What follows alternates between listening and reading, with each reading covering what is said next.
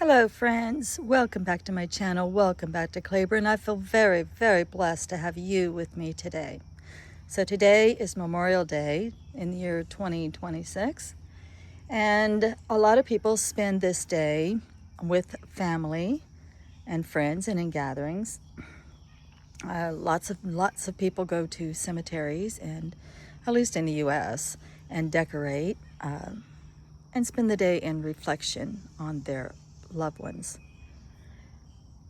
I actually am going to spend the day doing something I love. I'm taking a day off from working on the rental, and I want to spend this day. My husband's offered to cook some hot dogs and hamburgers on the grill, and I want to spend the day making some walking sticks.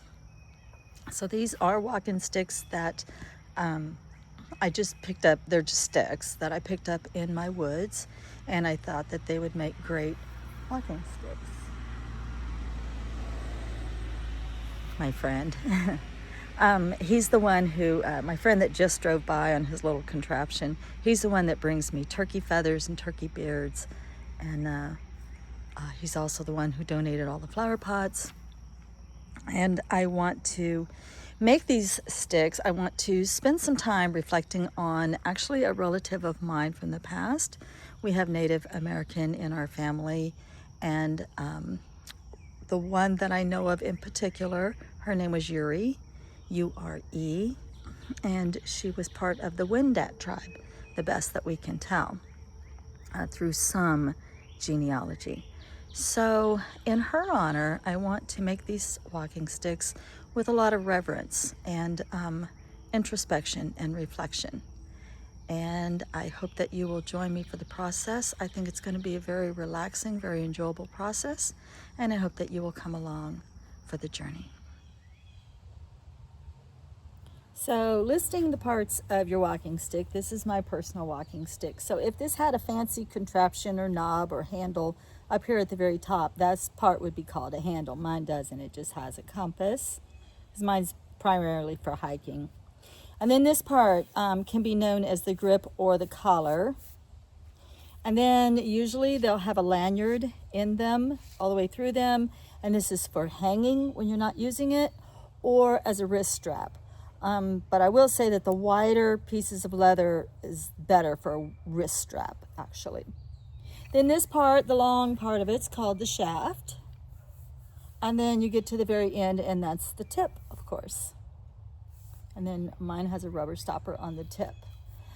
Reasons for having a walking stick is it improves your stability, your step, especially on unfamiliar, uneven terrain. It's also good for looking under things while you're out walking, lifting shrubs and looking under them. It's good for testing the depth of something, snow or water. And it's also, people don't think about it, but it can be used as a simple self-defense. So there's all, and not to mention that it does increase your cool factor by a lot. So where to get your stick? I just find mine when I'm out walking, and I live in the woods, and so mine are just lying about all the time. And I don't like bring them home and start working on them that day. I actually just kind of leave them sitting around for a while and give them plenty of time to dry out. I've never went out looking for a stick. You can cut a sapling, but then you're going to have to deal with the bark. Although I did watch a video this morning of a gentleman who actually puts polyurethane on top of bark. He did that with a hawthorn. I'm not sure if that works with all bark or not, but I don't have any experience working with green wood. I always let my sticks dry out, and then I find it's way less trouble. If you get something that has bark on it, you don't want the bark on it, then you got to get a tool and you got to scrape all that bark off before you even start sanding the wood. So I just like to let mine dry out, and then the bark just kind of goes away on most of them usually. I've never, like I said, went out and looked for a stick. I've always just found sticks lying on the path because I'm out in the woods a lot. But you can keep your eyes open. You will find a stick, something that's suitable to you, something you like holding, something that's relatively straight. Doesn't have to be stick straight, haha. It just has to be straight enough to use as your stability. Okay, some of the tools you might need. So once you have all the bark off of it, you're going to need a way to saw off the ends, depending on the thickness of the wood, what kind of saw you're going to use, but you want two flat ends. Then you're going to need some way of sanding. You can sand by hand, you can have an electric sander, a belt sander, or you can have a handheld battery op sander like I do. And if I'm going to use one of these, I like the smallest battery possible for the weight factor.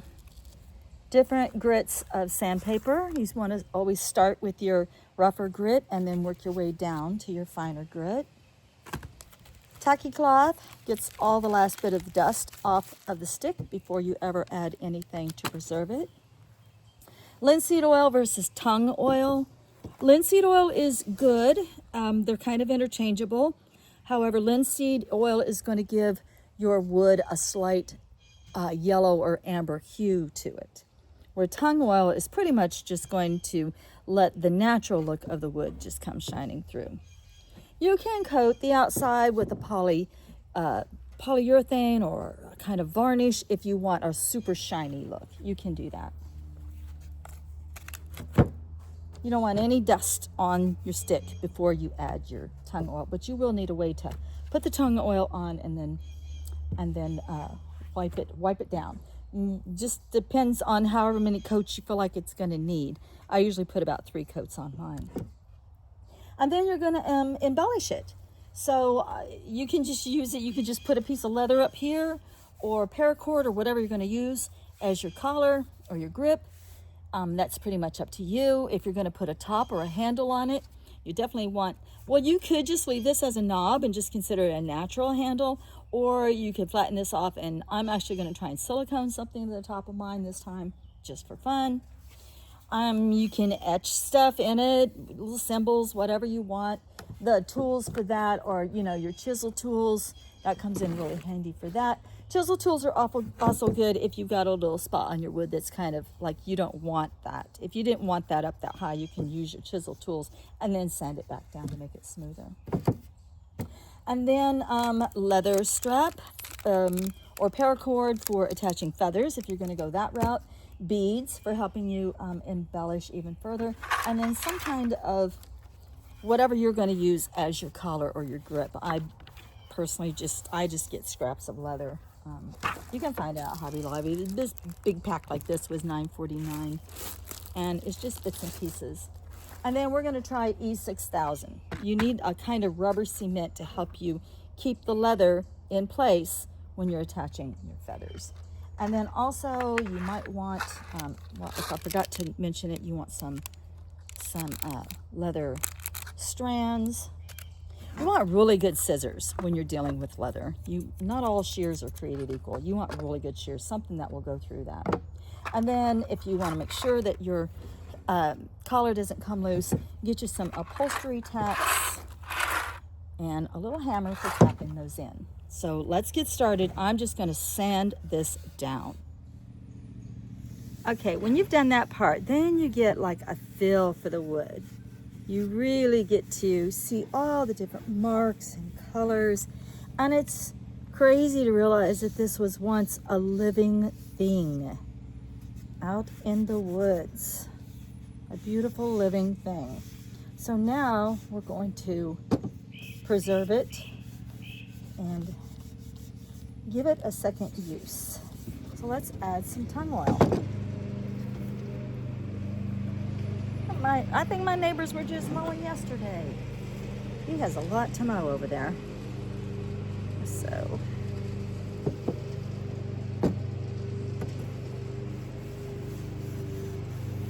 now you can see how that instantly brings out all the beauty of the wood.